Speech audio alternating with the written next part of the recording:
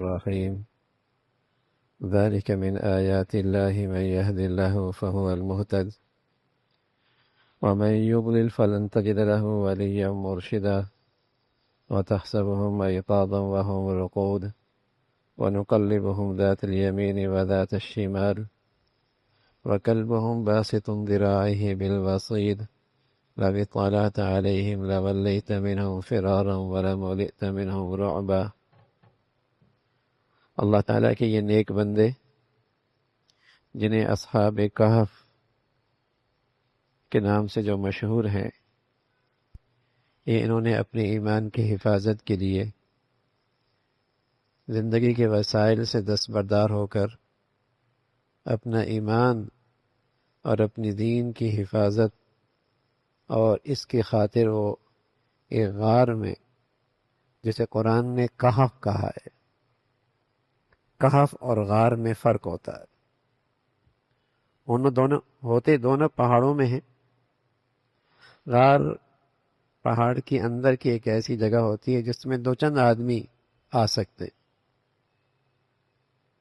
جیسے غار ہرا، غار ثور، اور ایک ہے کہف۔ غار بھی عربی کا لفظ ہے، کہف بھی عربی کا لفظ ہے۔ قرآن مجید نے غار کے بجائے کہف کا لفظ استعمال کیا۔ کہف ایک پہاڑی سلسلے کے اندر،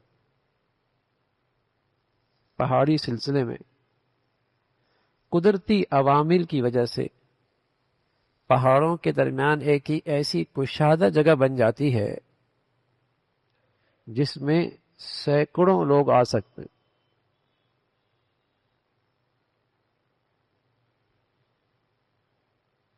اسے کہف کہتے ہیں۔ تو وہاں اس انداز سے اللہ نے انہیں اپنی قدرت سے ایک زبردست صحت بخش آرام گاہ مہیا کی۔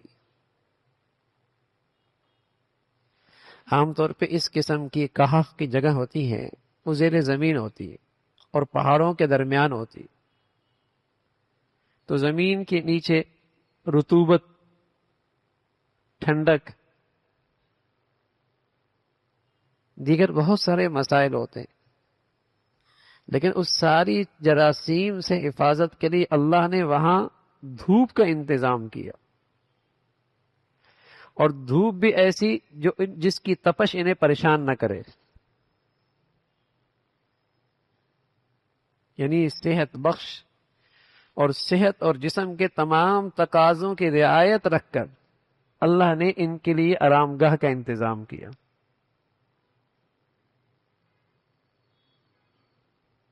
فرمایا ذالک من آیات اللہ، یہ اللہ کی نشانیاں ہیں کہ انہوں نے اللہ پر اعتماد کیا اور ظاہری جسم کی زندگی کے لیے جتنے اسباب تھے ان سے دستبردار ہوئے، اور اللہ کے اعتماد پر یہ نکل کھڑے ہوئے، تو اللہ بھی اللہ ہے۔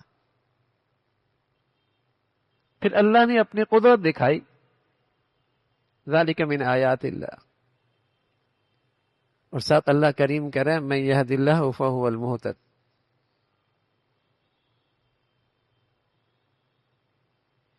جسے اللہ تعالی کامیابی کی راہ بتائے، جسے اللہ تعالی کامیابی کی راہ بتائے، کامیابی کی راہ اسی کو ملتی ہے، ورنہ بہت ساروں کو تو اللہ کی یہ قدرت بھی سمجھ میں نہیں آتی۔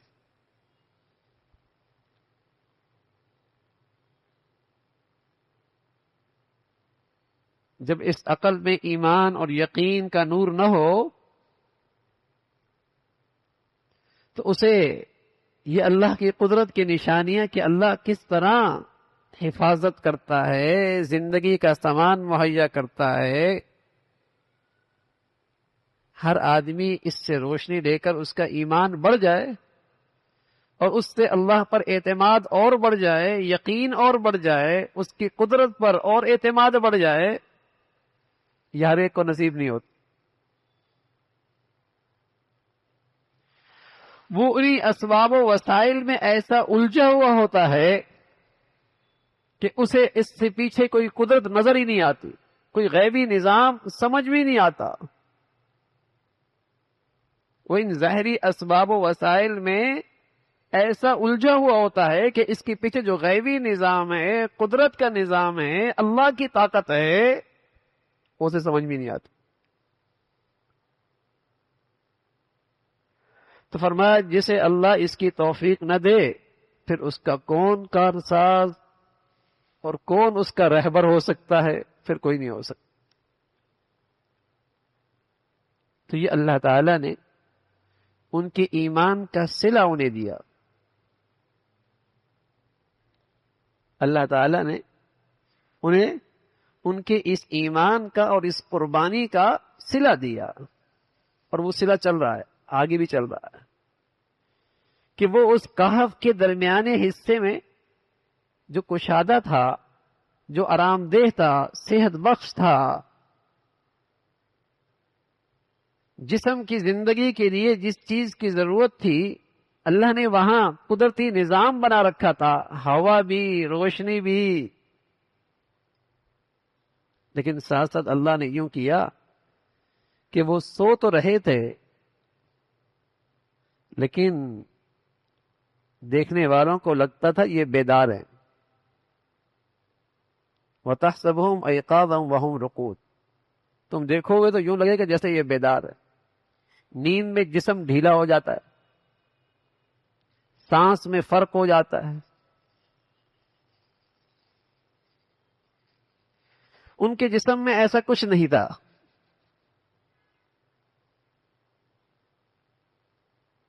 بس اوقات آنکھیں بند بھی ہوں تو ضروری نہیں کہ آدمی سو رہا ہو۔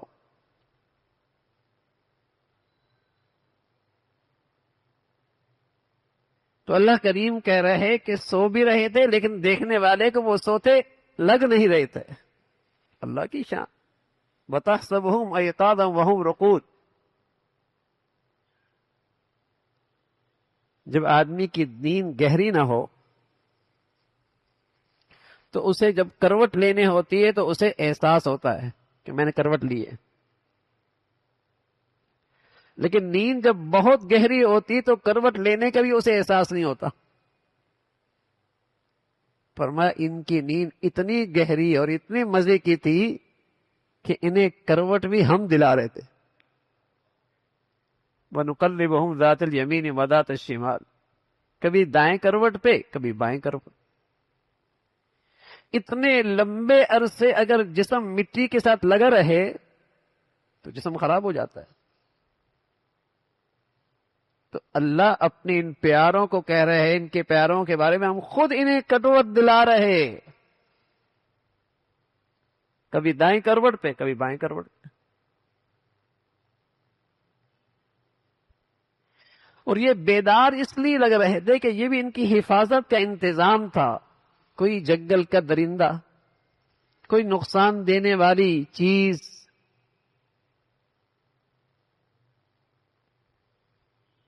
جاگ رہا ہے، اور ساتھ ساتھ اللہ رب العزت نے اس ماحول میں ایسی ہیبت، ایسا جلال رکھ دیا تھا، کوئی جھانکتا تو ہیبت کے مارے بھاگ کھڑا ہوتا۔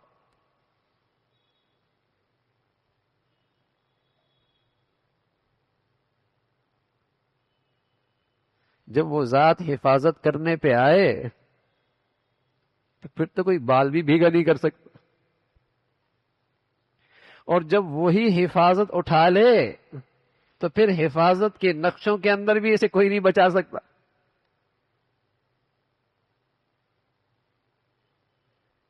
جب وہ ذات حفاظت کرنے پہ آئے تو پھر تو کوئی بال بھی بھیگا نہیں کر سکتا، اور جب وہی حفاظت اٹھا لے تو حفاظت کے نقشوں کے اندر بھی کوئی اسے نہیں بچا سکتا۔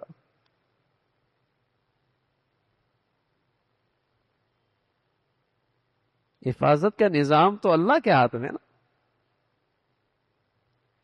وہ تو حفاظت کرنے میں ان ظاہری اسباب کا بھی محتاج نہیں۔ یہ واقعہ اللہ کی قدرت پر اعتماد، یقین، بھروسہ پیدا کرتا ہے کہ اللہ آج بھی اپنی پوری قوت اور طاقت اور قدرت کے ساتھ ہے، لیکن میں اسے پہچان جاؤں، میرا اس ذات سے تعلق ایسا ہی ہو جیسے ایک قدرت والی ذات کا حق ہے، میرا اعتماد اس ذات پہ ایسا ہی ہو جیسے اس ذات کا حق ہے، پھر دیکھیے وَتَحْسَبُهُمْ أَيْقَاظًا وَهُمْ رُقُودٌ وَنُقَلِّبُهُمْ ذَاتَ الْيَمِينِ وَذَاتَ الشِّمَالِ وَكَلْبُهُمْ بَاسِطٌ ذِرَاعَيْهِ بِالْوَصِيدِ۔ اتنے لمبے عرصے سوتے رہے، 3 صدیاں، جسم پھر بھی تازہ، جسم پھر بھی ڈھیلا نہیں ہوا، سانس میں فرق نہ آیا، جنگل میں ہیں، ہر قسم کے درندے کیڑے مکوڑے سے حفاظت، اور اس کہف کی دہلیز پہ ایک کتا ہاتھ پھیلائے بیٹھا ہوا تھا۔ یہ بھی اس کتے کے بیداری کی نشانی ہوتی ہے، ورنہ وہ لیٹ جاتا ہے، کتا سو جاتا ہے، لیکن جب وہ بیدار ہوتا ہے تو اس کے ہاتھ سامنے ہوتے۔ اس کہف کے دہلیز پر، اس کے منہ پر ایک کتا اپنے ہاتھوں کو پھیلائے بیٹھا تھا۔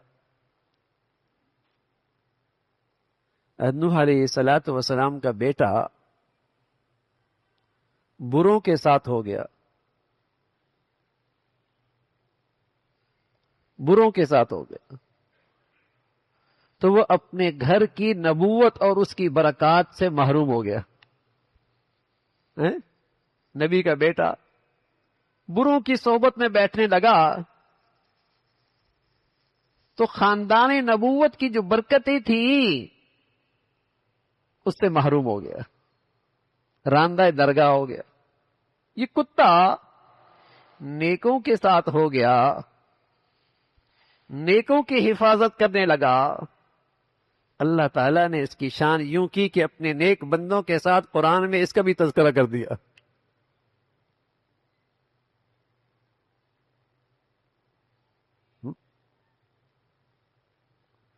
بس اوقات میں نیک نہیں ہوں، لیکن نیکوں کے ساتھ اٹھتا بیٹھتا ہوں، محبت میں، عقیدت میں۔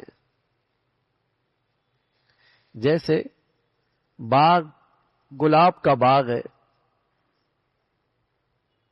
لیکن اس گلاب کے باغ میں کانٹے بھی ہیں گلاب کے ساتھ، لیکن باغبان ان کانٹوں کو نکالتا نہیں ہے، ان کو بھی ان پھولوں کے ساتھ رہنے دیتا ہے۔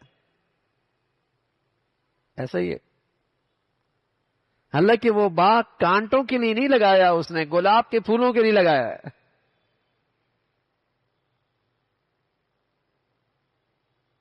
لیکن ان پھولوں کے ساتھ کانٹا بھی ہے، تو وہ بھی اس باغ میں رہتا ہے۔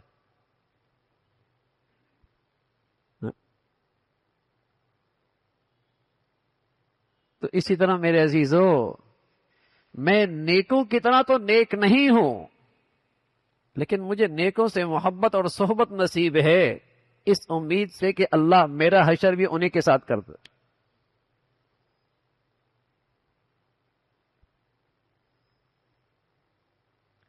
میں ان نیکوں جیسی عبادت تو نہیں کر پا رہا، میری ہمت نہیں ہے، لیکن نیکوں سے محبت ہے، صحبت ہے،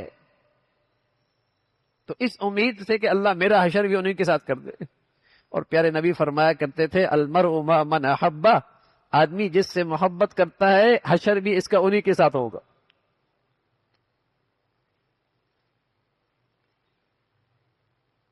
تو نبی کا بیٹا بری صحبت میں جا بیٹھا، بروں کے ساتھ ہو کے رہ گیا،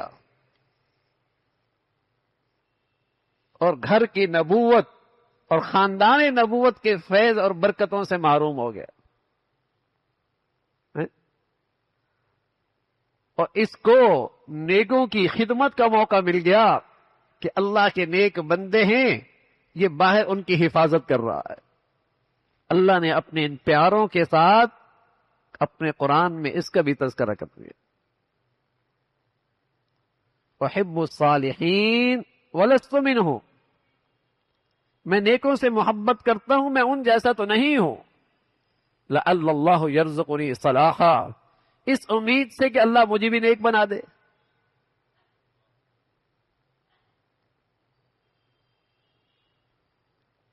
تو یہ اللہ تعالی کی طرف سے انتظام ہو رہا ہے، ان کے اس ایمان، اس اللہ پر اعتماد، اس قربانی کا بدلہ دیا جا رہا ہے، اور ان کی حفاظت کا یہ سامان ہو رہا ہے۔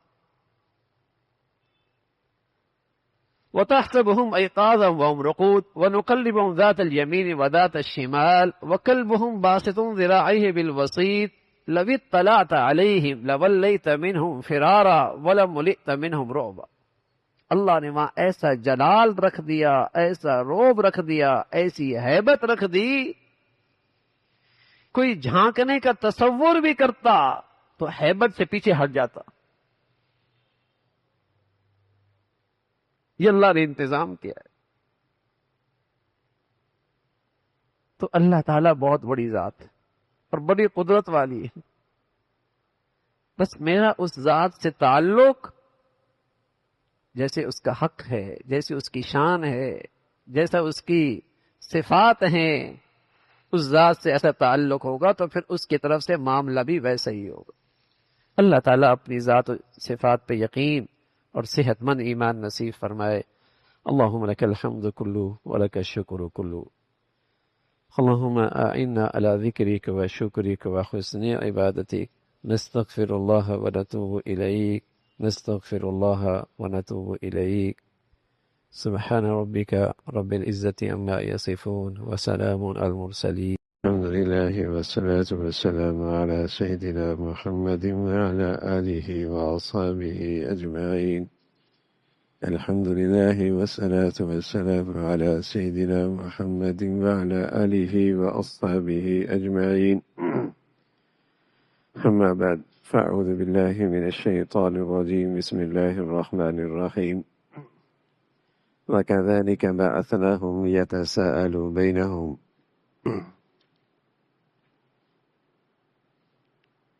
یہ نوجوان جو اللہ والے تھے، اللہ تعالیٰ نے ان کے ساتھ اپنی قدرت کا ایک خاص معاملہ فرمایا اور ایک طویل عرصے تک وہاں آرام فرما رہے، کہف میں آرام فرما رہے۔ یہ بھی اللہ کی قدرت تھی، غیر معمولی بات تھی۔ پھر اس سے بھی زیادہ ایک اور معجزہ، ایک اور کرامت، کہ جب بیدار ہوئے 300 سال کے بعد تو اللہ نے انہیں بیدار بھی کر دیا، اور جب بیدار کیا تو جسم میں اتنے طویل عرصے رہنے کے کوئی آثار نہیں تھے کہ بوڑھے ہو گئے ہوں، بال بڑے ہو گئے ہوں، جلد خراب ہو گئی ہو۔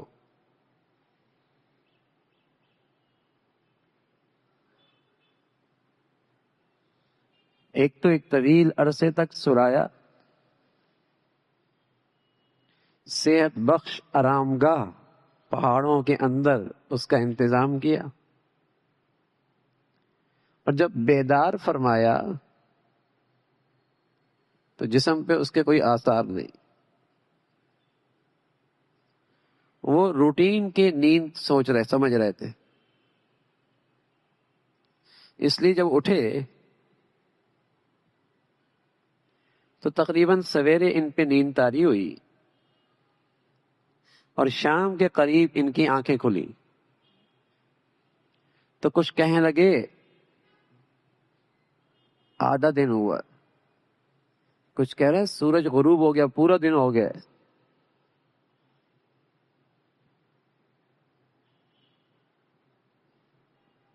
آپس میں بات کرنے لگے، ورنہ اگر جسم پہ اس کے آثار ہوتے تو پہلے تو اسی کو دیکھ کر پریشان ہو جاتے۔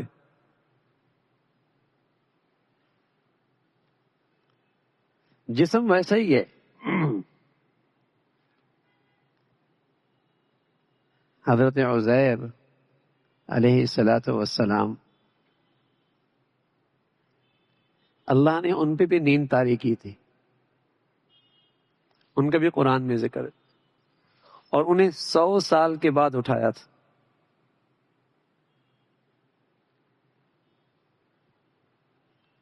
ان کی جو سواری تھی وہ تو مر کر سڑ کر مٹی ہو گئی تھی، ان کے ساتھ جو کھانے کی چیزیں تھیں وہ ویسی کی ویسی محفوظ تھی۔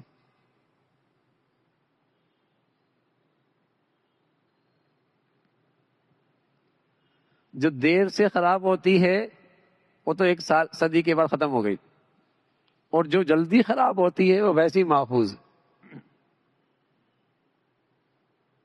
حضرت عزیر علیہ الصلاۃ والسلام، ان کے بھی ذکر قرآن میں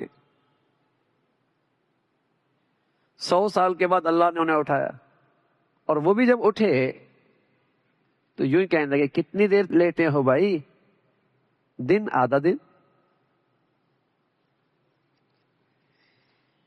تو یہ بھی جب بیدار ہوئے تو ایک دوسرے سے پوچھنے لگے کم لبثتم، قالوا لبثنا یوما او بعض یوم، کتنے ٹھہرے؟ کہنے لگا دن آدھا دن، کسی نے کہا سورج غروب ہو گیا، کسی نے کہا نہیں ابھی سورج غروب نہیں ہوا، ابھی پورا دن نہیں ہوا۔ اور دوسری طرف باہر دنیا بدل چکی ہے، نسلیں بدل چکی ہیں، حکومتیں سلطنتیں بدل چکی ہیں، لوگوں کے نظریات سوچ بدل چکی ہے، پورا معاشرہ سوسائٹی کا رنگ بدل چکا ہے، اور جہاں اللہ نے ان کے لیے آرام دہ رہائش بنائی تھی وہاں کچھ نہیں بدلا، وہ جسم ویسے کا ویسا ہی ہے۔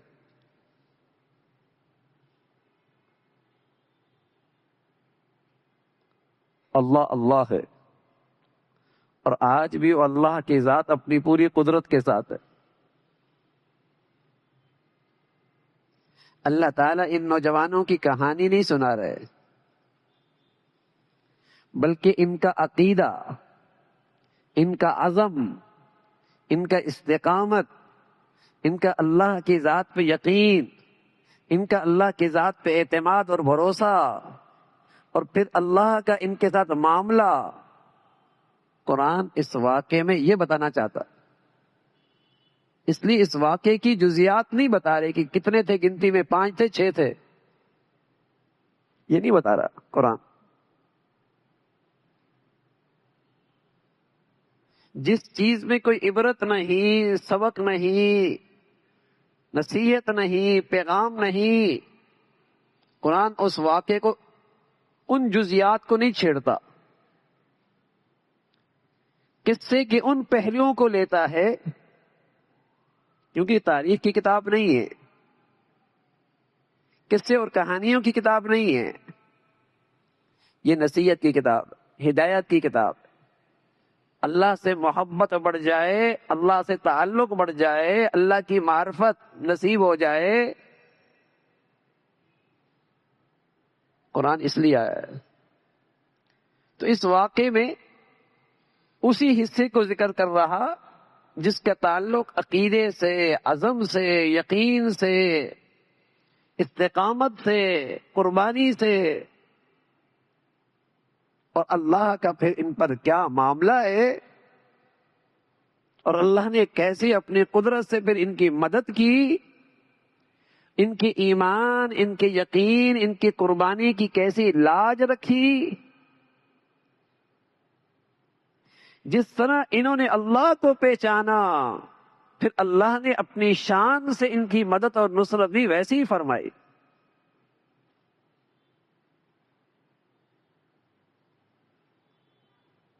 تو کہنے لگے لبثنا یوما او بعض یوم، تو پھر آپس میں کہنے لگے ان باتوں میں کیا رکھا ہے، چھوڑو یہ معاملہ اللہ کے حوالے کر دو، آدھا دن ہوا ہے یا 2 دن ہوئے ہیں یا 1 دن ہوا ہے، اس معاملے کو اللہ کے حوالے کرو۔ ایسی بات اور ایسی بحث جس کا نہ دین کا فائدہ نہ دنیا کا فائدہ،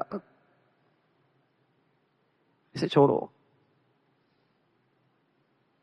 اس لیے پیارے نبی صلی اللہ علیہ وسلم فرمایا کرتے تھے، میں تمہیں ایسی چیز بتاؤں جو تمہیں جنت کے قریب کر دے اور جہنم سے دور کر دے؟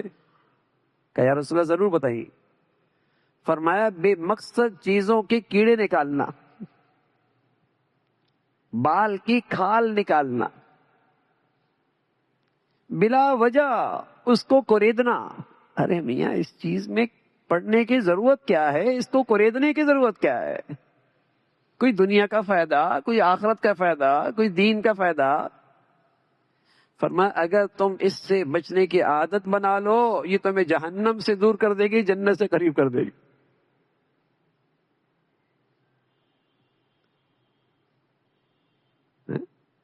بس اوقات ہمیں ایسی لغویات اور ایسی فضولیات اور اگر ایسی بے مقصد چیزوں میں الجھا دیا جاتا ہے، بحث مباحثے کا ایسا بازار گرم ہوتا ہے، یعنی چیزوں میں ایسے پڑھ جاتے ہیں کہ ساری صلاحیتیں، سارا وقت اس میں ضائع ہو رہا ہو۔ فرمایا اس معاملے کو اللہ کے حوالے کر، ربکم اعلم بما لبثتم، اللہ خوب جانتے ہیں۔ اب ظاہر ہے جب بیدار ہوئے تو جسم کے تقاضے بھی ہیں، بھوک لگ گئی،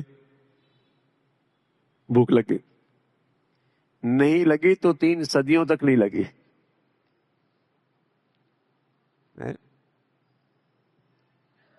بعض نادان کہتے ہیں عیسیٰ علیہ السلام اگر آسمان پہ چلے گئے تو پھر وہ کھاتے پیتے کیسے؟ تو جو اللہ تعالی اس دنیا میں رکھ کر بغیر بھوکے پیاسے ان کی حاجت ختم کر سکتا ہے، اس کے لیے آسمانوں پہ مہمان نوازی کرنا کیا مشکل ہے؟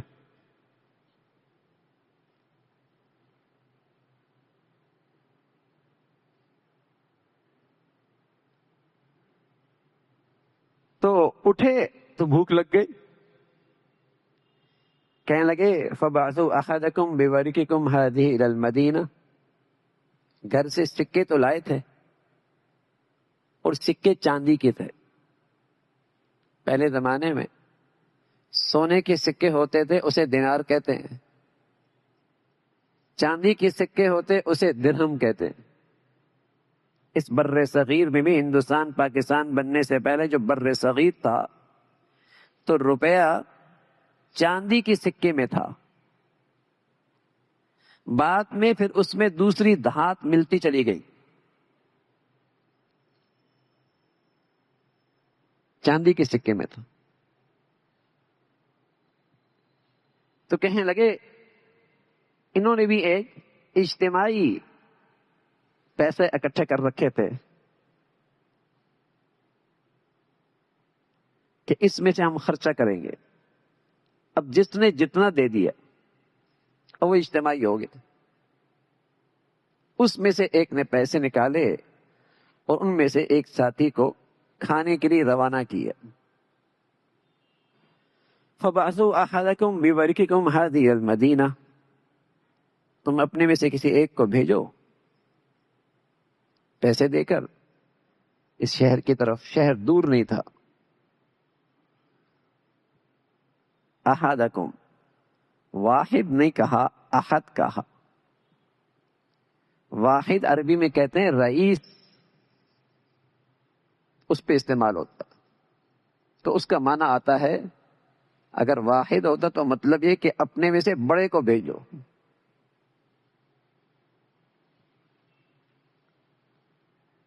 تو یہاں واحد نہیں احد، اپنے میں سے کسی کو بھیج دو، شہر بھیج دو۔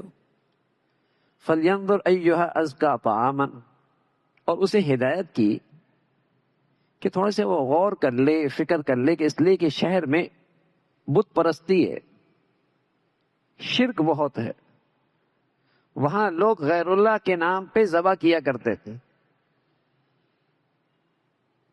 تو ذبیحہ حلال نہیں ہوتا تھا۔ حرام ہوتا تھا، تو اس سے خاص تلقین کی کہ ایسی جگہ سے لے کے آنا جہاں کھانا حلال ہو۔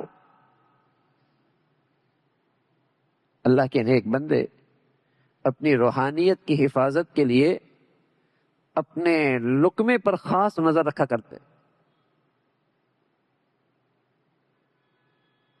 اللہ کے نیک بندے اپنی ایمان اور اپنی روحانیت کی حفاظت کے لیے جو کھا رہا ہے پی رہا ہے اس پہ ان کی خاص توجہ ہوتی تھی، کھا کیا رہا،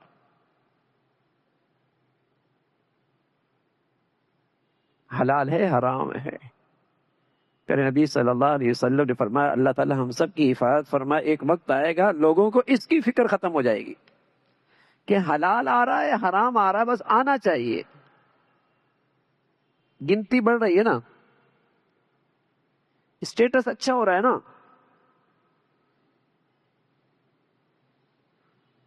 بس آنا چاہیے، حلال ہے حرام ہے۔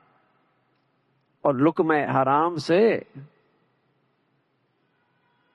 ایمان اور روح اس کی موت ہے، روحانی زندگی کی موت ہے، طبیعتیں مست ہو جاتی ہیں۔ فرمایا دیکھو حلال لے کے آنا، اچھی طرح بازار کا جائزہ لینا اور وہاں جانا جہاں تمہیں پاکیزہ اور حلال کھانا ملے۔ اب اس کی فکر کم ہوتی چلی آ رہی ہے۔ ہمارے بچے کون سے چاکلیٹ کھاتے ہیں، یہ کہاں سے بن کے آ رہی ہے، کون سا بسکٹ اس میں کون سا غذا ہے، کون سی اس کے اجزاء ہیں، اس کی فکر کم ہوتی چلی جا رہی۔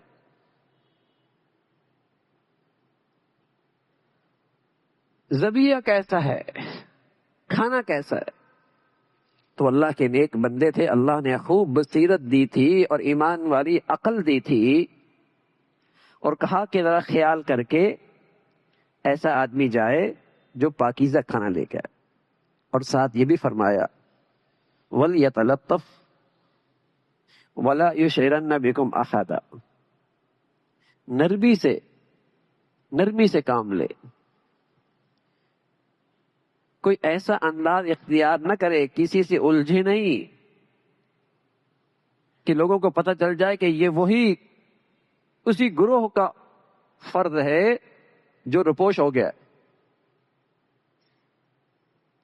نرمی سے اور احتیاط سے، تاکہ کسی کو پتہ نہ لگ رہے کہ ہمارا تعلق اس رپوش نوجوانوں سے ہے جو اچانک رپوش ہو گئے تھے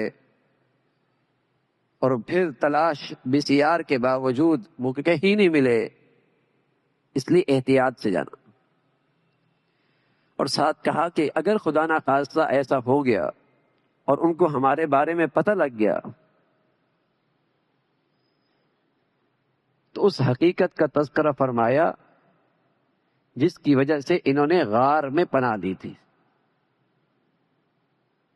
اس حقیقت کا تذکرہ ہے کہ اگر ان کو پتہ لگ گیا، کیونکہ بادشاہ وقت نے کہا تھا اگر تم اپنے اس نئے دین سے دستبردار نہ ہوئے تو میں تمہیں قتل کر دوں گا، تو کہنے لگے اگر انہیں پتہ لگ گیا یا تو ہمیں پتھر مار مار کے سنسار کر دیں گے اگر ہم نے ان کا عقیدہ قبول نہیں کیا، ان کا شرک قبول نہیں کیا، ان کا نظریہ قبول نہیں کیا، یا پھر دوسری صورت ہے کہ ہم اپنے دین سے دستبردار ہو جائیں اور مرتد ہو جائیں اور وہی شرک والی زندگی گزارنے لگیں۔ لیکن یہ راستہ ایسا ہے پھر ہم کبھی کامیاب نہیں ہوں، پھر ہم کبھی کامیاب نہیں۔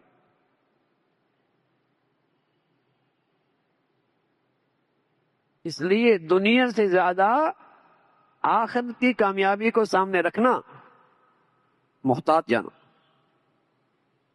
احتیاط سے جانا۔ اب یہ نوجوان جب باہر نکلا تو گلیاں بدلی ہوئی، سڑکیں بدل ہوئی، راستے بدلی ہوئی ہے، نقش و نگار بدلی ہوئی ہے، لوگ بدلی ہوئی ہے. پہلے کیسے لوگ نظر بھی نہیں آ رہے.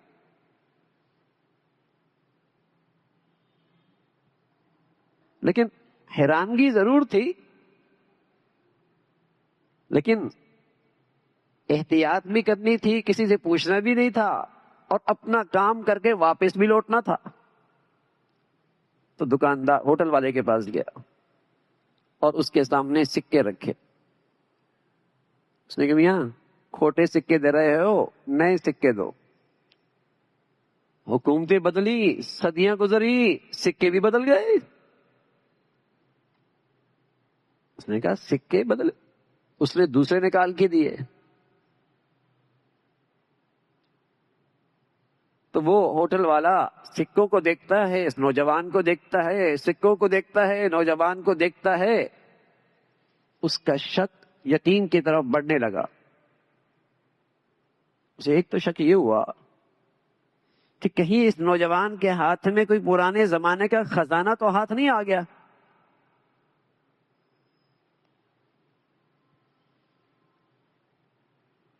پھر جب اس کی شکل دیکھ رہا ہے تو پریشان ہو رہا ہے کہ یہ یہاں کا ہے بھی نہیں. اس کی حیت، اس کا رنگ، اس کی نقش و نگار 3 صدیاں پہلے، بعد کے لوگوں میں نقش و نگار میں بھی فرق آتا ہے. تو اسے کہا کہ سچ سچ بتاؤ حقیقت کیا ہے، ورنہ پولیس کے حوالے کر دوں. اب اس نوجوان کو یہ تو اندیشہ تھا کہ وقت کا حکمران ظالم ہے، جابر ہے، مشرک ہے. سچ بتا دیں جان چھوٹ جائے گی. اس نے ساری کہانی بتا دی. تو جیسی کہانی ساری بتلائی تو اس ہوٹل والے نے اسے حوصلہ دیا، تسلی دی، محبت کا اظہار کیا. اور وہ جو کسی وجہ سے اس علاقے سے اور اس شہر سے جان بچانے کے لیے نکلے تھے، وہ تو پورے ملک کے ہیرو بن گئے.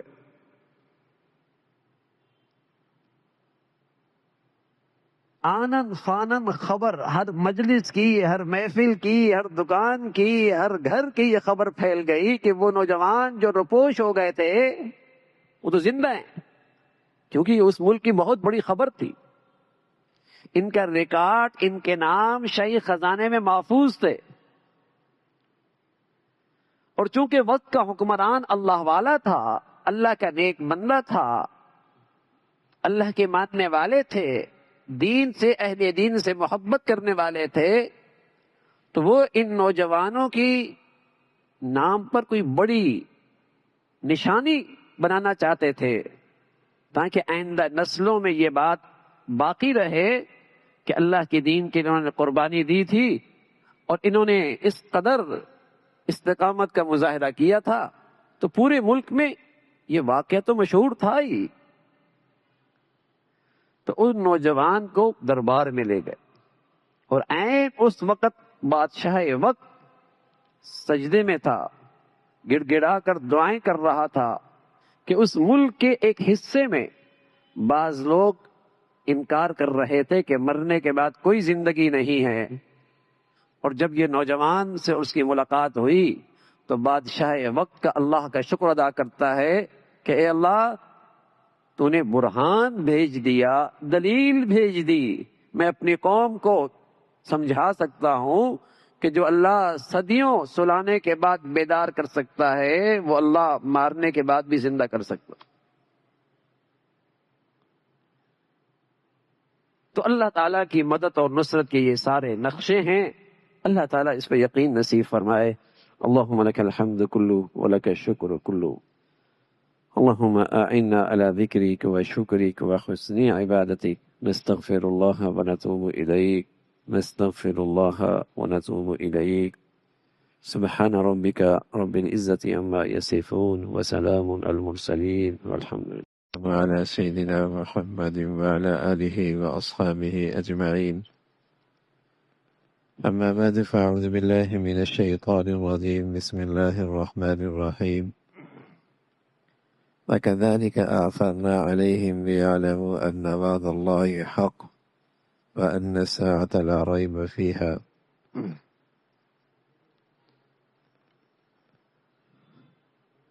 یہ چند نوجوان جو اللہ والے تھے اور روپوش ہو گئے تھے، اور اس روپوشی میں انہوں نے 3 صدیاں گزار دی.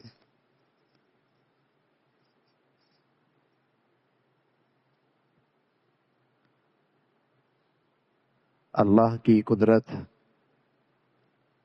اور اللہ کی شان ان نوجوانوں کی زندگی میں اس کا ایک بڑا نمونہ ہے.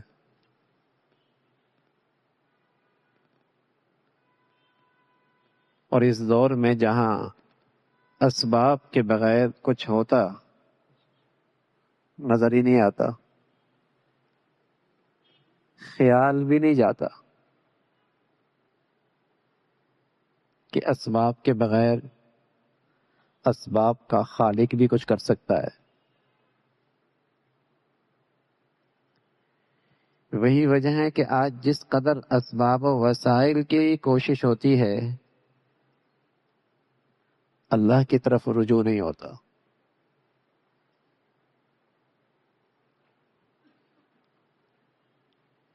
جتنی اسباب و وسائل کی تک و دو ہے اور اس کے لیے محنت ہے،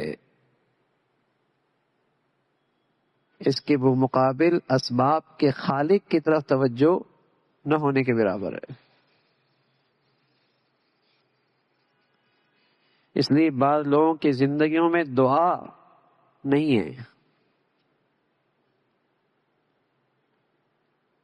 بعض لوگوں کی زندگیوں میں دعا ہے ہی نہیں کہ کبھی وہ اللہ سے بھی مانگتے ہوئے نظر آئے.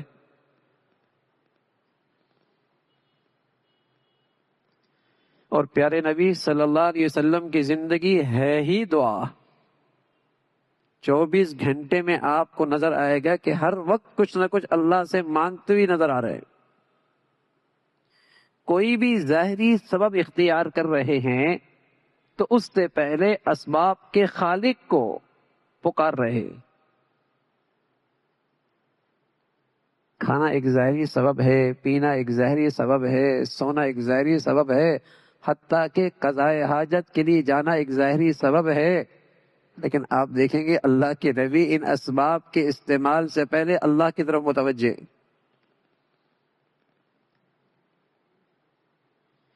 کوئی بھی ظاہری سبب اس زندگی کا اختیار کر رہے تو اللہ کے نبی اسباب کے خالق کو پکار رہے. یہ اس یقین کا اظہار اور اعلان ہے کہ ان اسباب میں کچھ نہیں، جو کچھ ہے اسباب کے خالق کے اختیار میں ہے. اس لیے پیارے نبی کی زندگی دعاؤں سے بھری ہوئی ہے. کوئی زندگی کا ایسا پہلو نہیں ملتا جہاں آپ نے اللہ کو نہ پکارا ہو. گھر میں ہے، بازار میں ہے، حتیٰ کہ میدان جہاد میں ہے، عسکری وسائل استعمال کر رہے ہیں، لیکن پہلے اللہ کو پکار رہے ہیں کہ یہ ظاہری اسباب تو خالق کے اسباب کے چاہت سے نفع دیں گے اور اس سے نتیجہ آئے گا.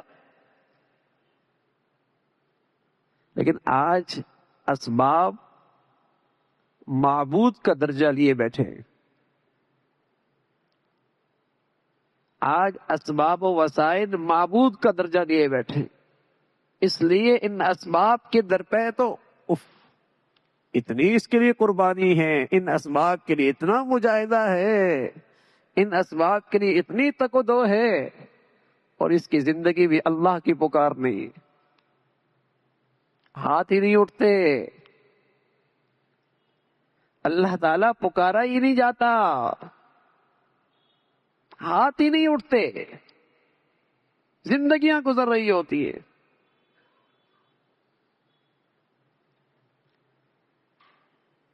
کہ سوچ اور فکر میں الہاد آ گیا، سوچ اور فکر میں الہاد آ گیا. الہاد کہ جو کچھ ہوگا ان اسباب سے ہوگا، یہ الہاد ہے. اس سوچ اور فکر میں الحاد کے جراثیم آ گئے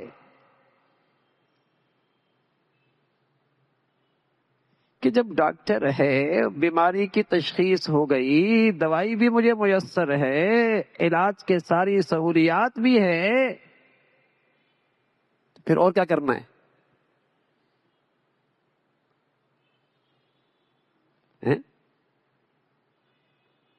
اس کا تکیہ انہی چیزوں پر ہے۔ لیکن جس کا اللہ کی ذات پہ یقین ہے وہ کہتا ہے نہیں، وہ شافی، شفا تو اللہ دے گا، ورنہ یہی دوا زہر بھی بن سکتی ہے، یہی لقمہ زہر بھی بن سکتا ہے،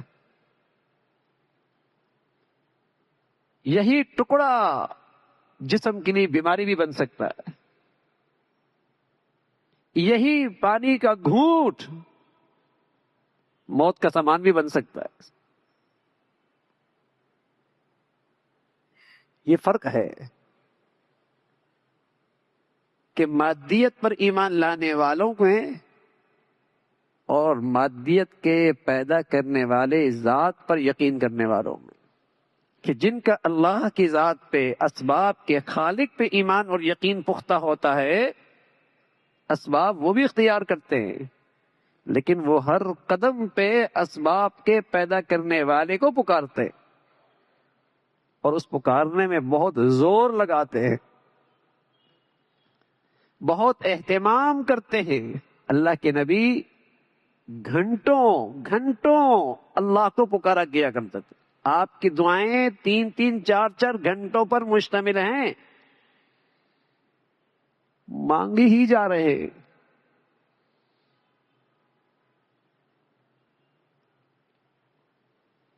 ہوگا تو اللہ کی چاہت سے،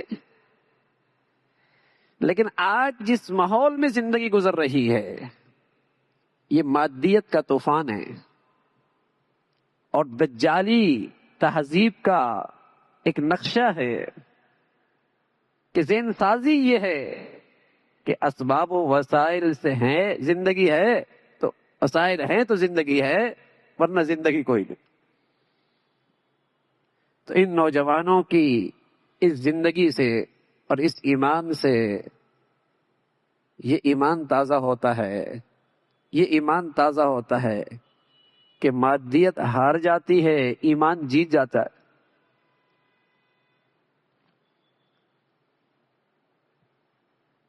اسباب و وسائل کے بغیر بھی زندگی کا نقشہ آباد رہتا ہے۔ یہ نوجوانوں کا یہ سبق ہے۔ تو اللہ تعالی نے یہ جو روپوش ہو گئے تھے ان پر شہر والوں کو مطلع کر دیا، اور اس میں ایک بڑی حکمت تھی۔ اللہ میاں کہنا ایک بڑی حکمت تھی، لِيَعْلَمُوا أَنَّ وَعْدَ اللَّهِ حَقٌّ وَأَنَّ السَّاعَةَ آتِيَةٌ لَا رَيْبَ فِيهَا۔ ایک بڑی حکمت تھی کہ اس وقت کا حاکم اللہ کا نیک بندہ تھا، حکومت اہل حق اہل دین کی تھی، لیکن اس ملک میں ایک فرقہ کھڑا ہو گیا جو کہتا تھا مٹی ہو جائیں گے، ریزہ ریزہ ہو جائیں گے، جسم کے ذرات بکھر جائیں گے، پھر کیسے زندہ ہوں گے، پھر کیسے زندہ ہوں گے۔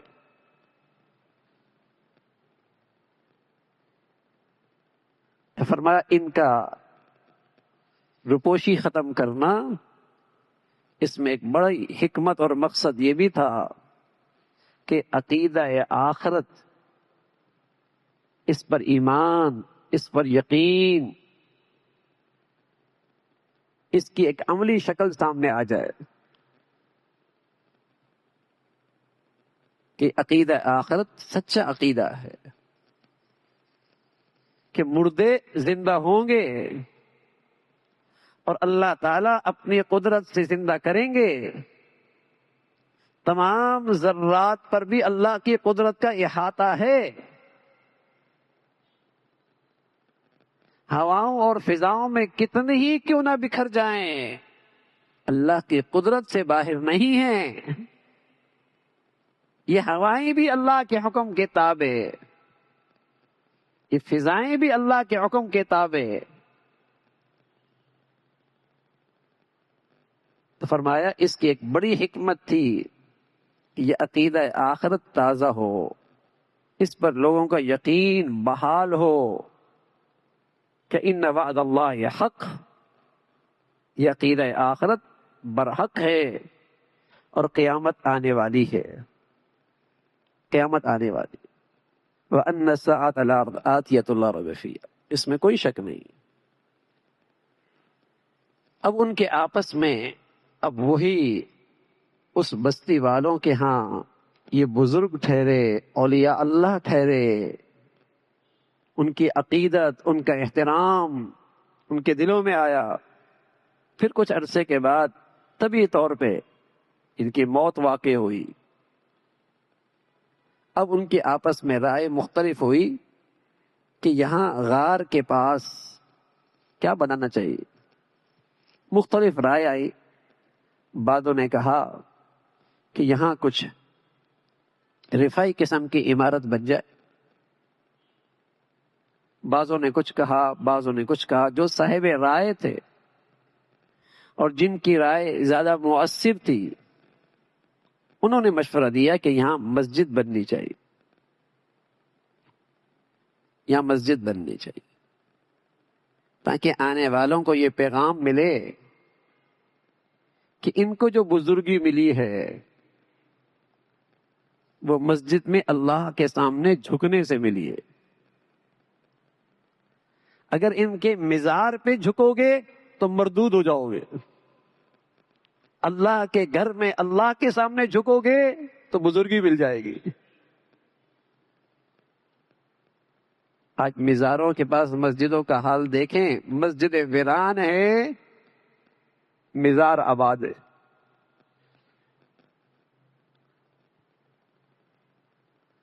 اور وہ بھول ہی گئے کہ جو بزرگ قبر میں ہیں، انہیں جو بزرگی ملی ہے اللہ کے سامنے جھکنے سے ملی ہے،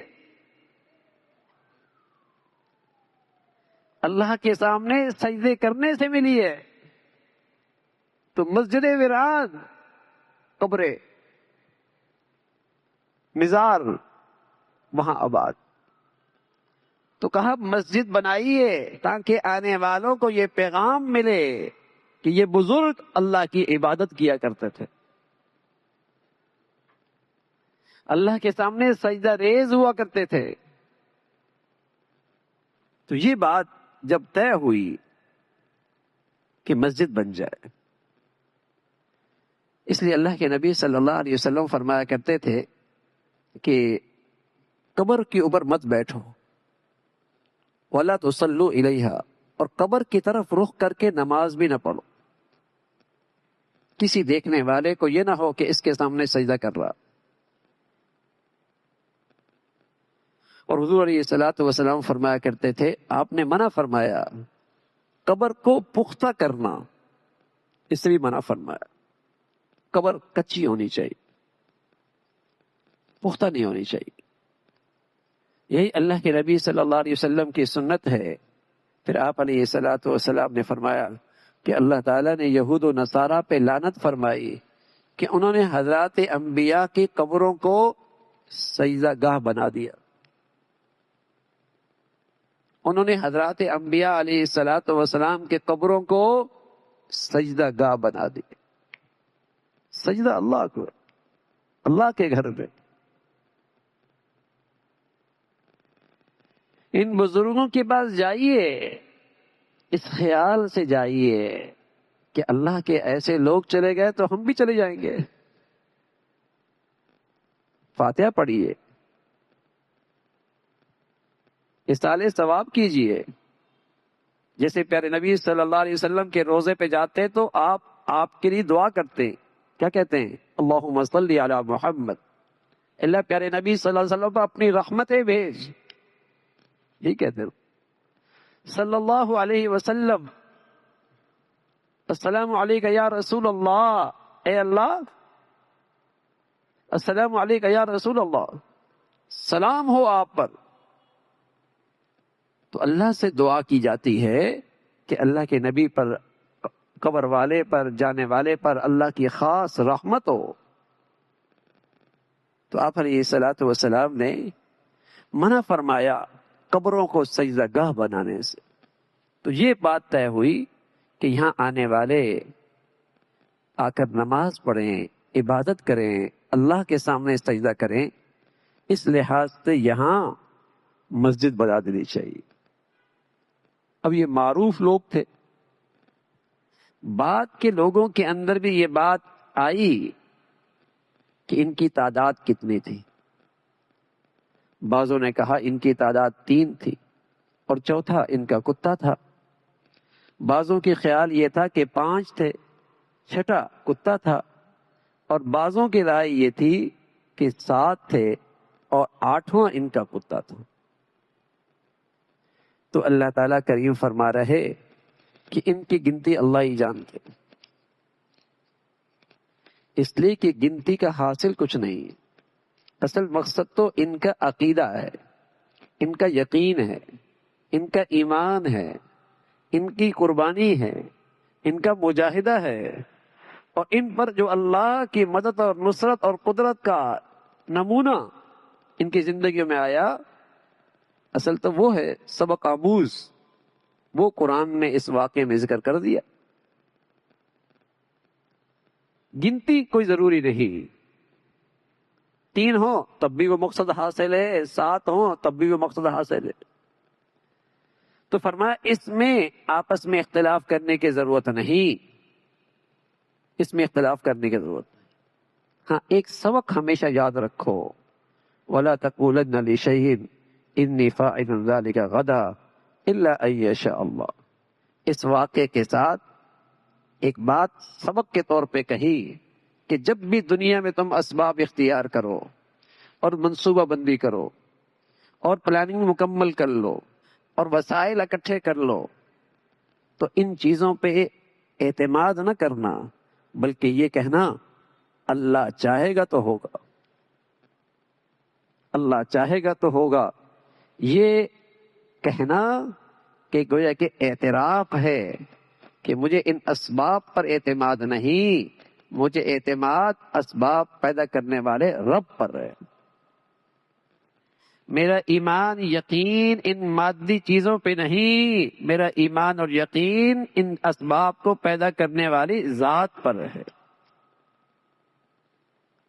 تو جب بھی کوئی اسباب اختیار کرو، جب بھی کوئی لائے عمل اختیار کرو، تو اللہ کی طرف رجوع کرو، انشاءاللہ ہو جائے گا۔ اللہ چاہے گا تو ہو جائے گا، اللہ کریں گے تو ہو جائے گا، اللہ نے چاہا تو ہو جائے گا۔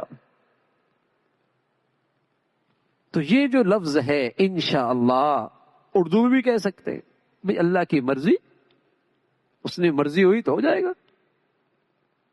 ہم نے اپنی سے کوشش کر لی بھائی، اللہ چاہیں گے تو ہو جائے گا۔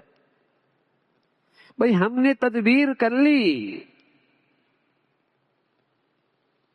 اللہ اس میں بہتر سمجھیں گے تو ہو جائے گا۔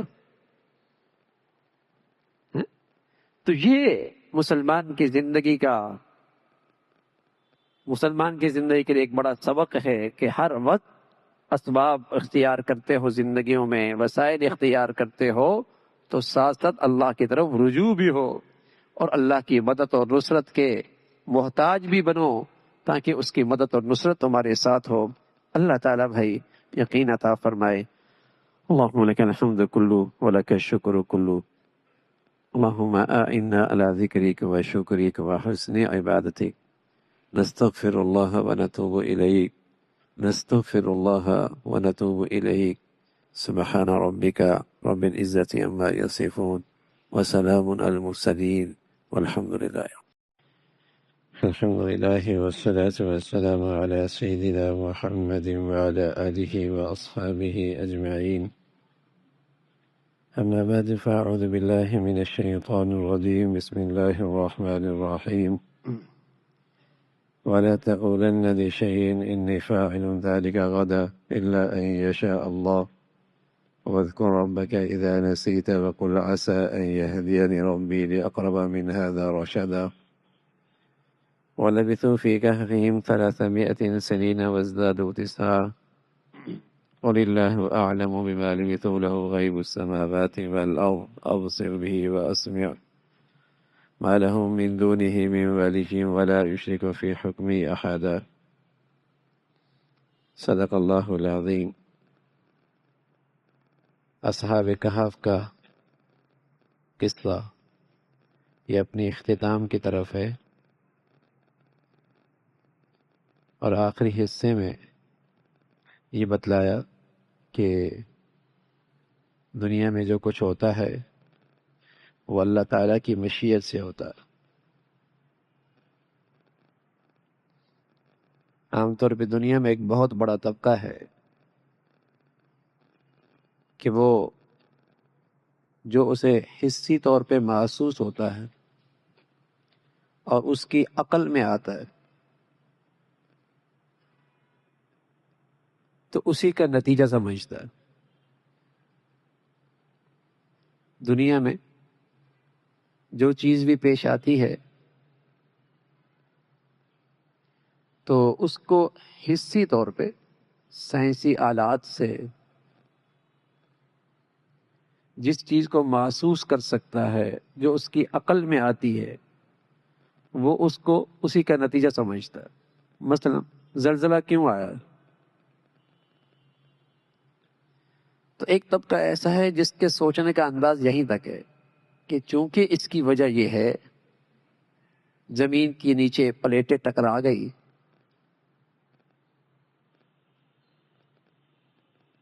تو پھر زمین کے اوپر یہ اس کا نتیجہ نکلا۔ جو کچھ بھی دنیا میں واقع ہوتا ہے تو اس کی نظر یہیں تک جاتی ہے کہ جو اس کی محسوس چیز ہے، جو اس کی عقل میں آتی ہے، اس کو وہ اسی کا نتیجہ سمجھتا ہے، اس سے آگے اس کو سمجھ میں نہیں آتی۔ اور جتنا انسان کا ان اسباب سے اور ان وسائل سے اور ان آلات سے واسطہ بڑھتا چلا جا رہا ہے تو ان چیزوں پہ یقین بھی بڑھتا چلا جا رہا ہے۔ اس سے آگے اس کی نظر نہیں جاتی کہ اس کے پیچھے کوئی غیبی طاقت بھی ہے، کوئی غیبی نظام بھی ہے، کوئی اور ذات بھی ہے، اس تک اس کی بات نہیں جاتی۔ تو اللہ تعالیٰ نے مسلمانوں کو سختی سے تاکید کی ہے، سختی سے تاکید کی ہے کہ جب بھی تم کسی کام کا ارادہ کرو تو محض ان حسی اسباب پر تکیہ نہ کرو، محض وہ جو تمہاری عقل میں آتی ہے اس پر اعتماد مت کرو۔ تمہارے ایمان کا تقاضا یہ ہے کہ تمہارے دل میں بھی یہ ہو اور تمہاری زبان پر بھی یہ ہو کہ اللہ چاہیں گے تو ہوگا۔ دل میں بھی یہ ہو، اس لیے کہ اس دنیا میں کچھ نہیں ہوتا جب تک کہ اللہ تعالیٰ نہیں چاہتے۔ وما تشاءون الا ان یشاء اللہ، جو تم چاہتے ہو وہ نہیں ہوتا، وہ ہوتا ہے جو اللہ چاہتے ہیں۔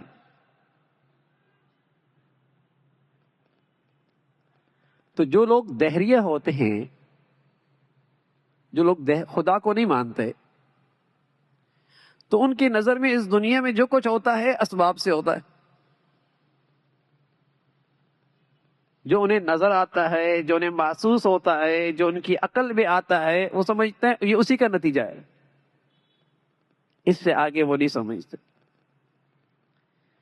تو مسلمانوں کو سختی سے تاکید کی کہ تم اس دہریہ کی سوچ سے دور رہنا۔ تمہارے دل میں بھی یہ ہو کہ اللہ چاہیں گے تو ہوگا، اور تمہارا زبان بھی یہ کہے انشاءاللہ، اللہ چاہیں گے تو ہوگا۔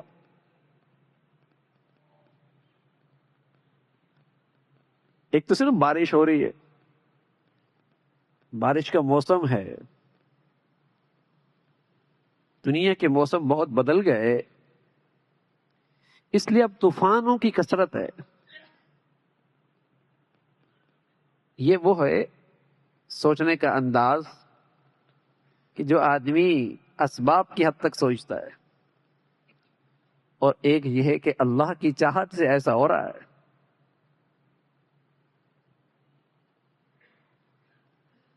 وہ چاہے تو گرمی کے موسم کے اندر بھی کچھ کر دے، سردی کے موسم میں بھی کچھ کر دے، کسی ملک میں بھی کچھ کر دے، اس کی چاہت ہے.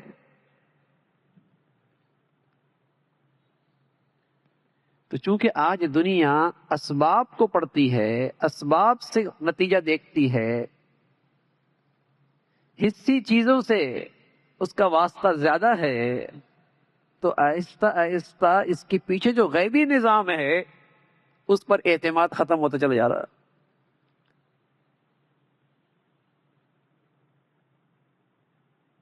ادھر نظر ہی نہیں جاتے، ادھر دل سے خیال ہی نہیں جاتا، اور جب نہیں جاتا تو مسلمانوں کی نئی نسل بھی نہ اللہ سے اس کام کے ہونے کی دعا کرتی ہے، نہ اس کی طرف رجوع کرتی ہے، نہ اس کی طرف اس کا خیال جاتا ہے، نہ اس کی مدد اور نصرت کے لیے اسے فریاد کرتی ہے، اور نہ اس کی زبان پر کوئی اس قسم کے کلمات آتے.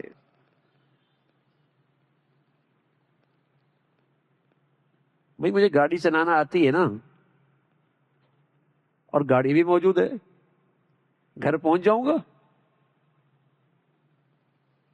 ایک نظر تو یہ ہے، اور ایک یہ کہ گاڑی پہ بیٹھتی ہی دعا کرتا ہے، اللہ تو چاہے گا تو گھر پہنچوں گا. یہ فرق ہے.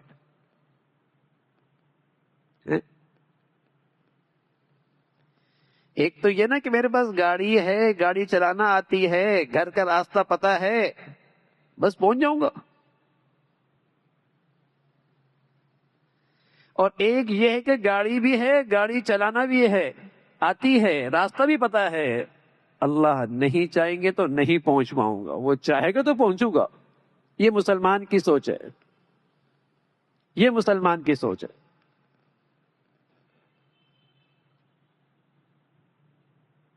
دکان میں سامان بھی ہے، محنت بھی اچھی کرتا ہوں، مال بھی اچھا ہے، دکان پہ جا بیٹھوں گا تو آ جائے گا نا، پیسہ آ جائے گا، آمدنی ہوگی، بک جائے گی، گاہک آ جائے گا. اور ایک یہ کہ نہیں، اللہ چاہیں گے تو کوئی آئے گا، اللہ چاہیں گے تو گھر میں کچھ لے کے آؤں گا، ورنہ آ بھی جائیں گے وہیں سے کوئی لے بھی جائے گا. یہ مسلمان کی سوچ ہے.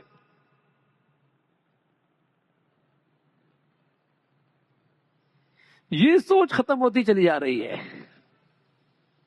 اس پورے واقعے میں، اصحاب کہف کے واقعے میں، یہ سوچ پیدا کی جا رہی ہے، یہ ذہنیت پیدا کی جا رہی ہے کہ اسباب وسائل ضرور استعمال کیجئے، لیکن اس کے پیچھے جو طاقت ہے، جو غیبی نظام ہے، جو اللہ کی ذات اور قدرت ہے، کسی لمحے تمہارا خیال اس ذات سے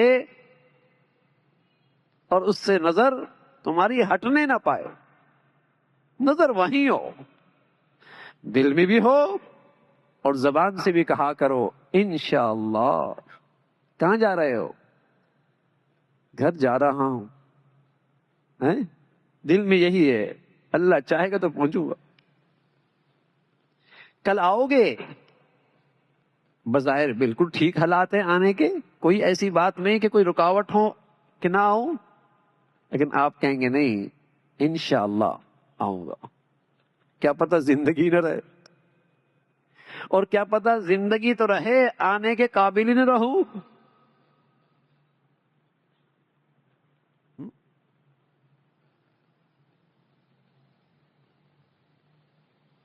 اللہ چاہیں گے تو ہوگا. تو ایک تو وہ دہریت کی سوچ ہے کہ دنیا میں جو کچھ ہو رہا ہے بس ان اسباب سے اور ان نقشوں سے اور ان شکلوں سے اور اس پلاننگ سے اور اس منصوبہ بندی سے اور حصی جو محسوس ہونے والے اوزار ہیں اس سے ہو رہا. یہ دہریے کی سوچ ہے کہ دنیا ایسی چل رہی ہے. اور ایک سوچ یہ کہ اس دنیا میں ذرہ بھی اپنی جگہ سے نہیں ہلتا اللہ کی مشیت کے بغیر. قطرہ اور سمندر اور دریا کا ایک قطرہ بھی اس کے پیچھے بغیر نہیں چلتا. زمین پہ لگے درخت کے پتے کوئی پتا بھی اس سے پوچھے بغیر نیچے نہیں گرتا. تو میری بگڑی اس کے بغیر کیسے بن سکتی ہے؟ میری زندگی اس کے بغیر کیسے بن سکتی ہے؟ مجھے صحت اس کے بغیر کیسے مل سکتی ہے؟ مجھے عزت اس کے بغیر کیسے مل سکتی ہے؟ میری مشکل کا حل اس کے بغیر کیسے حل ہو سکتا ہے؟ میری پریشانیوں سے نجات اس کی چاہت کے بغیر کیسے ہو سکتی ہے؟ یہ یقین آ جائے تاکہ جب میں زندگی کے اسباب اس سے اختیار کروں تو نظر اس ذات پہ ہو. اور جب اس ذات پہ نظر ہوتی ہے بھائی پھر آدمی اس کی طرف دعاؤں کے ذریعے رجوع کرتا ہے, نماز حاجت کے ذریعے اس کی طرف رجوع کرتا ہے, صدقہ خیرات کے ذریعے اس کی طرف رجوع کرتا ہے, اس کی یاد سے اس کی بڑائی سے اس کی طرف رجوع کرتا ہے. یہی اس بات کی علامت ہے کہ یہ اللہ کو ماننے والا ہے, یہ اللہ کو ماننے والا ہے. اس ذات کو, اس ذات کی قدرت پہ اسے یقین ہے. تو فرمایا انشاءاللہ ولا تقولن لشیء انی فاعل ذلک غدا. یہ نہ کہا کرو میں کل یہ کام کروں گا. مسلمان ہو, ایمان والے ہو تو سختی سے تاکید ہے, کہا کرو انشاءاللہ, اللہ چاہیں گے تو کروں گا, ورنہ میری کیا بس ہے, میری کیا طاقت ہے کہ میں کل آؤں اور کل یہ میں کام کر سکوں. میری کوئی طاقت نہیں ہے, میری کوئی ہوشیاری نہیں ہے. یہ ساری پلاننگ, یہ سارے اسباب صفر اگر اللہ نہیں چاہے گا. اور اگر بھول گئے کوئی بات نہیں, آدمی بھول جاتا ہے, جب یاد آ جائے پھر کہہ لو. نماز بھول گیا, یاد ہی نہیں رہی, اور پھر خیال آیا, بھئی جیسے خیال آیا نماز پڑھ لو. اور اگر وقت نکل گیا پھر خیال آیا کوئی بات نہیں, قضا کر لو, گناہ نہیں ہوگا, بھول جو گئے. 2 مرتبہ صحابہ کے ساتھ بھی ایسا ہوا. سفر میں تھے, سو گئے. ایک آدمی کی ذمہ داری لگائی سب کو اٹھا دینا فجر میں, تھکے ہوئے تھے, لمبا سفر تھا. جس کی ذمہ داری لگائی وہ بھی سو گیا, فجر کا وقت نکل گیا. اللہ کے نبی بھی اس میں شامل ہے. سفر ہے, امت کے لیے سبق ہے, امت کے لیے یہ سبق ہے کہ بھول گئے, بھول ہو جاتی ہے. بھول پہ تو پکڑ نہیں ہے نا, پکڑ ہے جب آدمی اپنے اختیار کو غلط استعمال کرتا ہے, جان بوجھ کے کرتا ہے, ضدی بنتا ہے, سرکش بنتا ہے, اس پہ پکڑ ہے. تو فرمایا اگر نہیں کہہ سکے تو جب یاد آ جائے اس وقت کہا لیا کرو انشاءاللہ. زبان سے بھی کہو اور دل بھی تمہارا کہے کہ اللہ چاہیں گے تو ہوگا. تو پیارے نبی صلی اللہ علیہ وسلم کی نبوت پر یہ کہف والوں کا ایک واقعہ اللہ نے بتلایا کہ صدیوں پہلے ایک واقعہ آپ نے اپنی زبان سے سنایا جو آپ کی نبوت کی سچائی ہے کہ آپ واقعی اللہ کے نبی ہیں. تو بتایا گیا کہ اللہ مجھے اس سے بھی زیادہ قریب والا بھی تو کوئی واقعہ بتا سکتا ہوں, تم صرف اس کو نبوت کی سچائی سمجھتے ہو, ورنہ تو میری زندگی میں بہت سارے ایسے واقعات ہیں جو میری نبوت پر گواہی دے رہے ہیں. قرآن ہے, قرآن ہے, کوئی ایک آیت بھی ایسی نہیں بنا کے لا سکتا.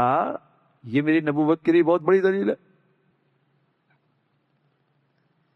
پھر اس واقعے کو سمیٹتے ہوئے آخر میں بات فرمائی کہ یہ کتنے عرصے ٹھہرے، تو بتایا کہ یہ 309 سال تک ٹھہرے، 309 سال تک ٹھہرے رہے۔ وزدادوا تسعا، قمری لحاظ سے 309 سال، شمسی لحاظ سے 300 سال، 300 سال اور 309 سال، وزدادوا اور ٹھہرے رہے۔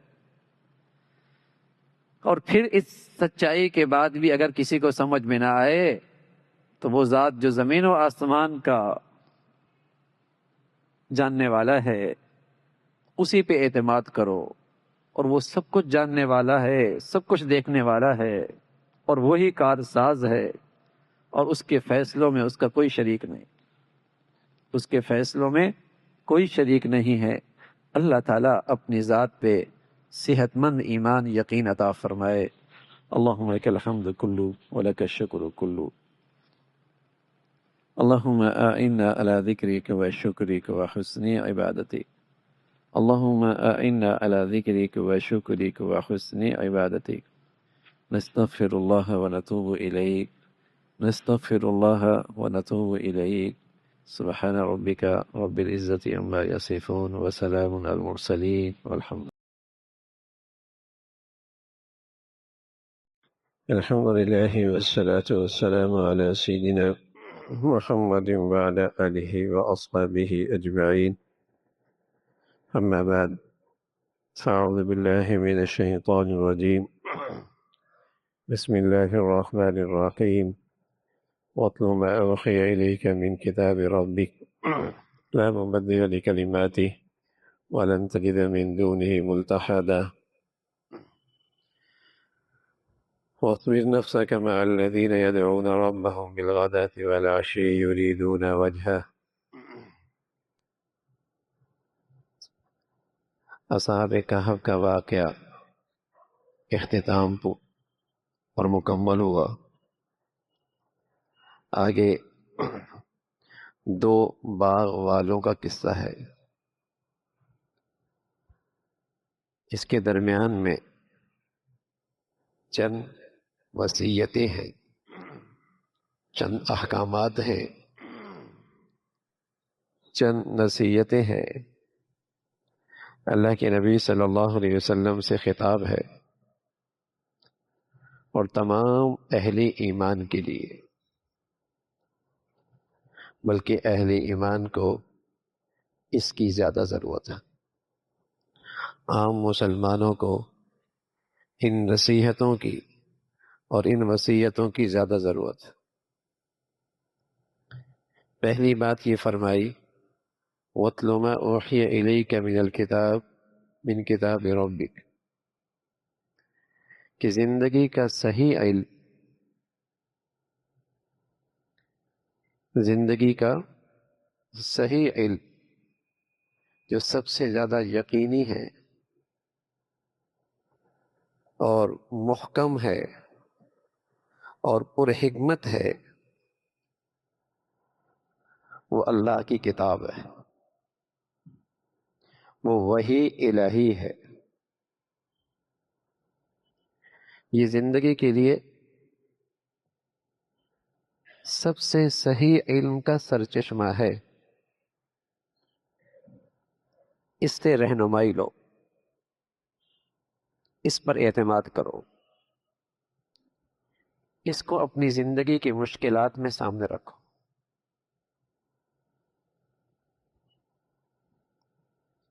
قرآن مجید میں ایک لفظ ہے واو، وَاتْلُ، واو۔ یہ واو اس نصیحت کو پچھلے واقعے سے بھی ملاتا ہے، یہ رابطے کا کام دیتا ہے۔ یہ واو قرآن ہے کہ اس کا پچھلے واقعے سے بھی ربط ہے۔ یہ واو اس کا ترجمہ دے رہا ہے۔ وہ ربط یہ ہے کہ وہ نوجوان باہر کے خطرات سے اور باہر کے دشمنوں سے اور باہر کے ظلم سے اور ظالموں سے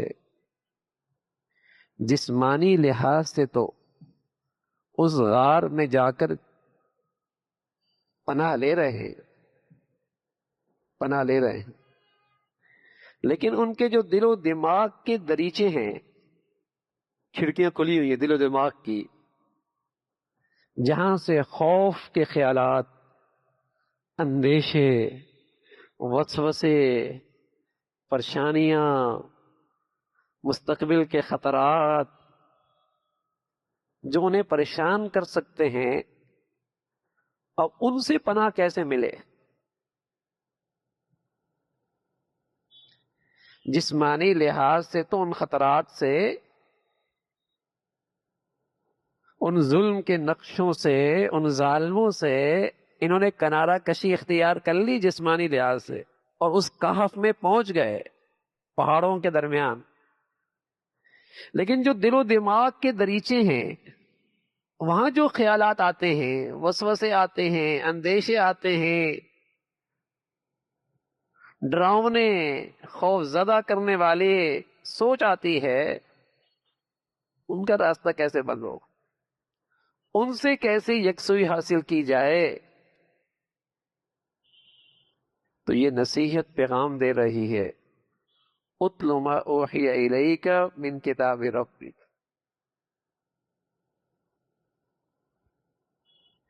یہ جو قرآن مجید ہے، یہ اتلو کا معنی صرف تلاوت نہیں ہے، اتلو کا معنی آتے ہیں، دونوں معنی آتے ہیں، تلاوت بھی اور ساتھ ساتھ اس پر عمل بھی۔ فرمایا جب تم اس کی تلاوت بھی کرو گے اور اس پر عمل بھی کرو گے تو تمہارے دل و دماغ کے جو دریچے ہیں نا، اور خطرات اور وسوسے، پریشانیاں آ رہی ہیں، اس سے بھی تمہاری حفاظت ہو جائے گی۔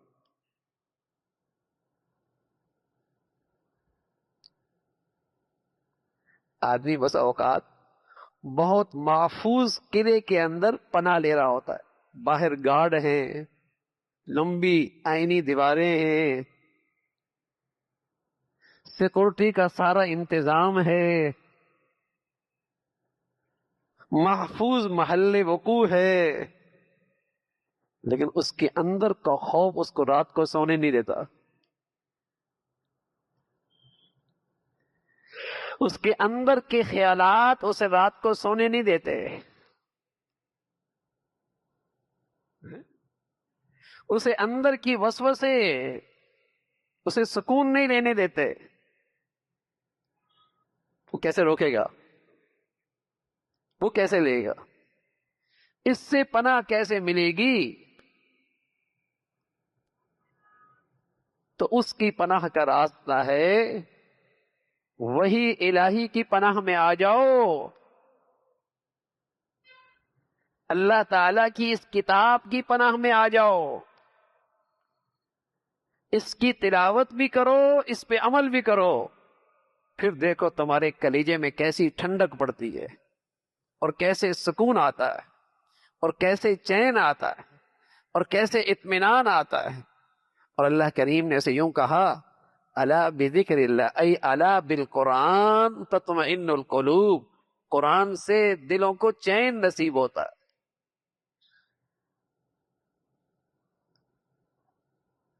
قرآن پر عمل کرنے سے، قرآن کی تلاوت سے دلوں کو چین نصیب ہوتا ہے۔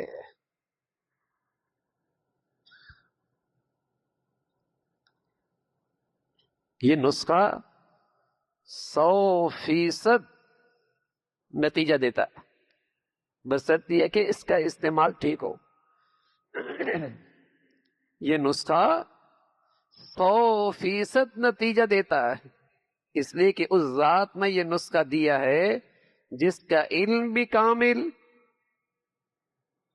جس کی قدرت بھی کامل، جس کی رحمت بھی کامل، جس کی حکمت بھی کامل۔ یہ اس ذات کا تجویز کردہ نسخہ ہے دلوں کے چین اور سکون اور اطمینان کا، جو دنیا کے پاس نہیں ہے۔ نہیں ہے دنیا کے پاس. ہمارے پاس یہ دولت ہے، ہم اس کی قدر کتنی کرتے ہیں، اس دولت سے فائدہ کتنا اٹھاتے ہیں.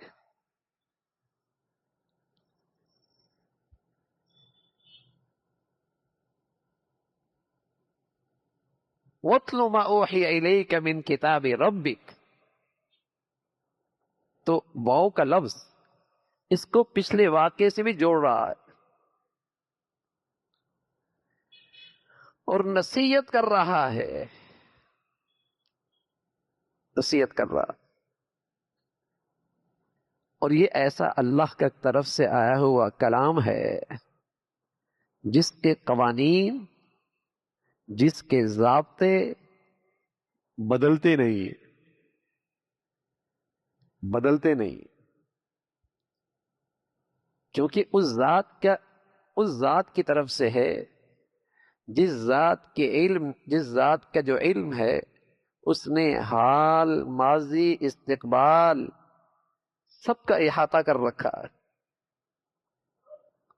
اس نے اپنے علم کے شایع نشان یہ ضابطے اور قوانین دی ہیں جو حال میں بھی کارآمد، ماضی میں بھی نافع، مستقبل کے اندر بھی فلاح اور کامیابی انہی ضابطوں میں. یہ نہیں کہ انسانوں کے بنائے ہوئے ضابطے بنے ہوئے ہیں، اوہو یہ صحیح نہیں رہا، یہ قانون صحیح نہیں ہے، تبدیل کر دو. یہ قانون صحیح نہیں، تبدیل کر دو. ناقص، نامکمل، کم عقلی پر، نادانی پر، حماقت پر مبنی قوانین ہیں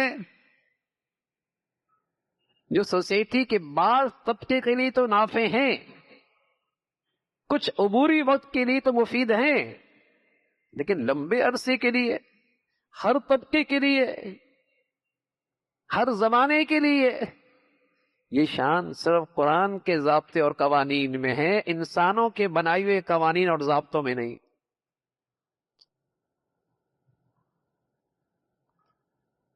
یہ شان اللہ کے کلام میں ہے، اللہ کی طرف سے تجویز کردہ ضابطوں اور قوانین میں ہے، ہر زمانے میں اور ہر طبقے کے لیے ہیں، امیر، غریب، شہری، دیہاتی، ترقی پذیر دنیا، ترقی یافتہ دنیا، پسماندہ دنیا. اس لیے کہ اس ذات کا علم، ذرے ذرے کا احاطہ، ہر زمانے کا احاطہ، یہ اسی کی شان ہے، یہ اس کی وحی ہے، یہ اس کا کلام ہے.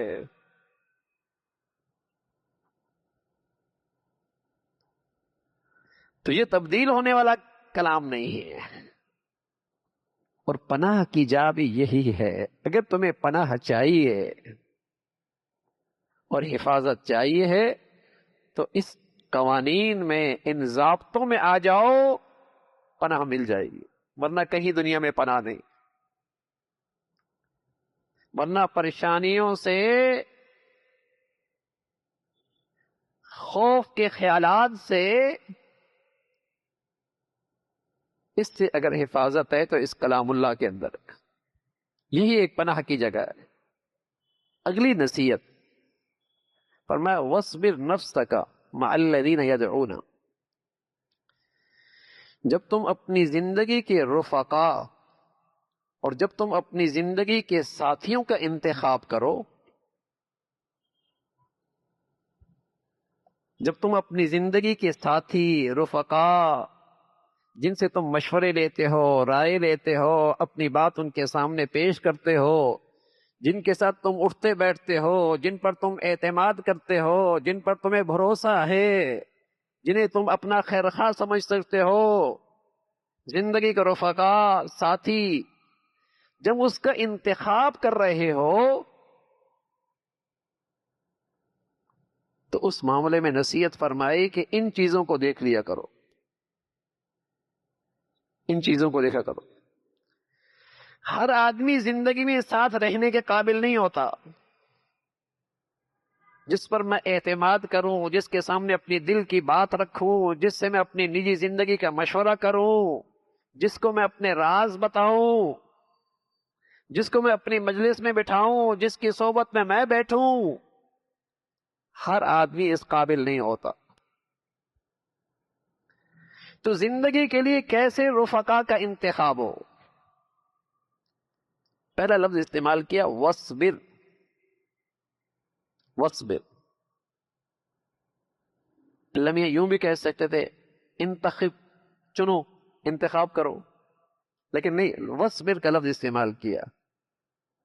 اپنے آپ کو تھامے رکھو.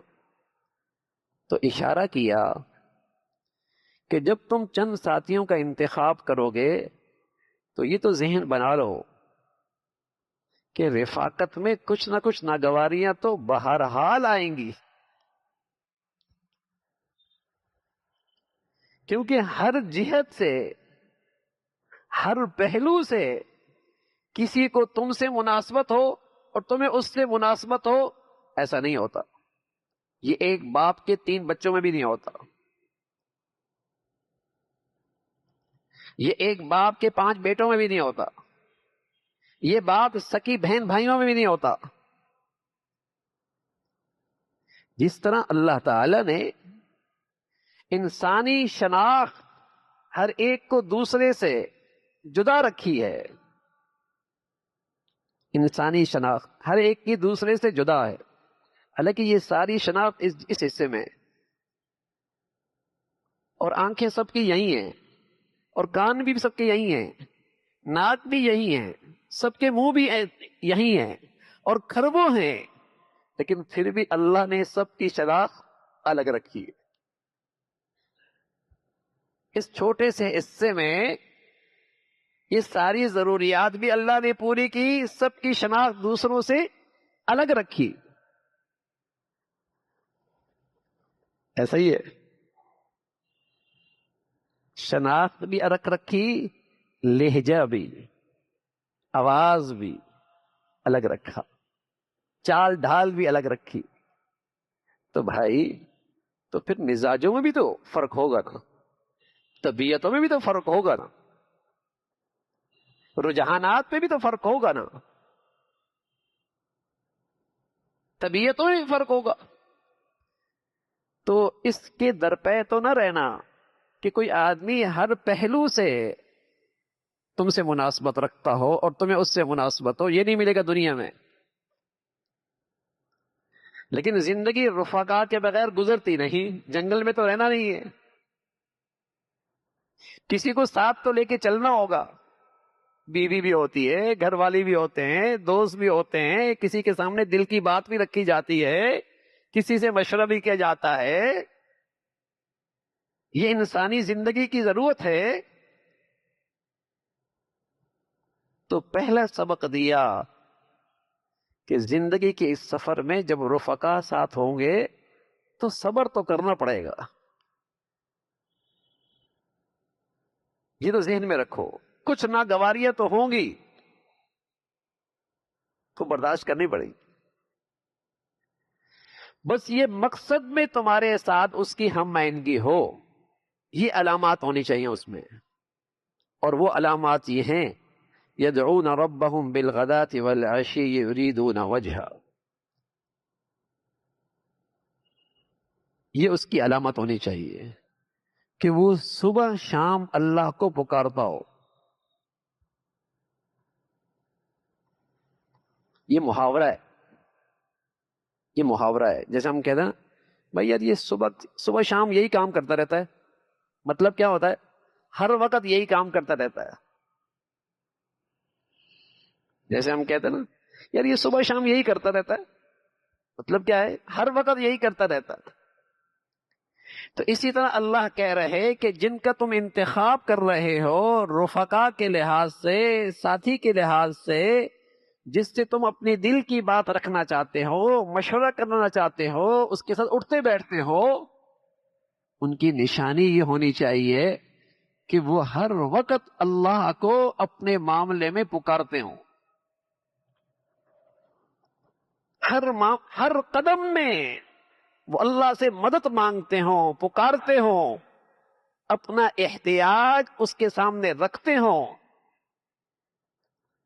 اس کا ترجمہ یہ بھی ہو سکتا تھا کہ تم اپنے دوست دیندار بناؤ، یہ بھی ہو سکتا، لیکن ضروری نہیں کہ ہر دیندار بھی یہ کام کرے۔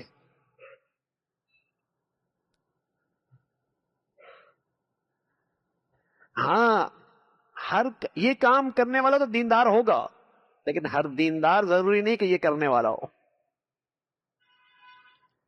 جو ہر وقت اللہ کو پکارے گا محتاج بن کے، جیسے اللہ کے نبی صلی اللہ علیہ وسلم اس سلسلے کے امام ہیں، گھر سے نکلتے ہیں اللہ کو پکارتے ہیں، گھر میں داخل ہوتے ہیں اللہ کو پکارتے ہیں، گاڑی میں سواری میں بیٹھتے ہیں اللہ کو پکارتے ہیں، سفر شروع کرتے ہیں اللہ کو پکارتے ہیں، اترتے ہیں دعا کرتے ہیں، دسترخوان پہ بیٹھتے ہیں دعا کرتے ہیں، کھانے سے فارغ ہوتے ہیں دعا کرتے ہیں، لیٹنے لگتے ہیں دعا کرتے ہیں، سو کے اٹھتے ہیں دعا کرتے ہیں، ہر وقت ہی اللہ کو پکارتے۔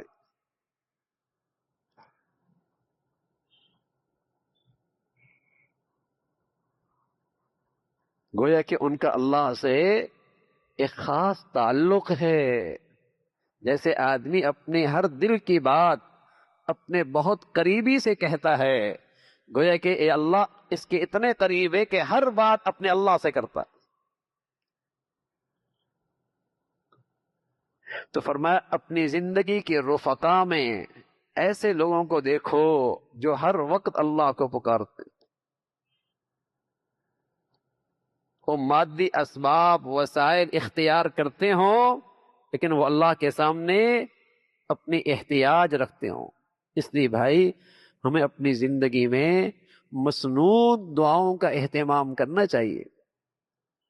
مسنون دعائیں، مسجد میں داخل ہوئے، مسجد سے نکلے، گھر پہنچے، گھر سے نکلے، یہ جو مسنون دعائیں ہیں یہ ایک نمایاں خوبی ہے اللہ کے نیک بندوں کی کہ ہر وقت اللہ کو پکارتے اور ہر قدم پہ ان کی نظر اللہ تعالی کی طرف جاتی ہے، ہر قدم پہ ان کی نظر اللہ کی ذات کی طرف جاتی ہے۔